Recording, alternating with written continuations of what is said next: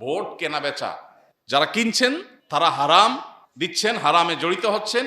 আর যারা মনে করছেন যে না আমি তো চাই নাই, সাইদা দিয়ে গেছে, আমাকে জোর করে দিয়ে গেছে, তারাও হারাম খাচ্ছেন। কারণ আপনি আপনার সত্য সাক্ষ্য দিতে বাধ্য এজ এ মুসলমান। আপনি সাক্ষ্য না দেন সেটা এক জিনিস, সাক্ষ্য দিতে গেলে আপনি মিথ্যা সাক্ষী এমনি দিতে পারবেন না। অতএব এখানে বিনিময় যদি গ্রহণ করেন, মানুষের যদি বাধ্যতামূলক অপরিহার্য দায়িত্ব পালন করতে গিয়ে কোনো উপরি সুবিধা ভোগ করে, এর নাম ঘুষ। আপনি একটা চেয়ারে আছেন, আপনার কাজ এই বিষয়গুলো দেখা, সেটার বিনিময়ে উপরি হিসাবে যেটা আপনি নিচ্ছেন ওটা ঘুষ। এবং এই ঘুষ যাতে সমাজে চলতে না পারে এ ব্যাপারে আমাদের সবাইকে সজাগও থাকতে হবে। এটা ইসলামে যেমন নিষিদ্ধ, প্রচলিত আইনেও নিষিদ্ধ এবং জঘন্য।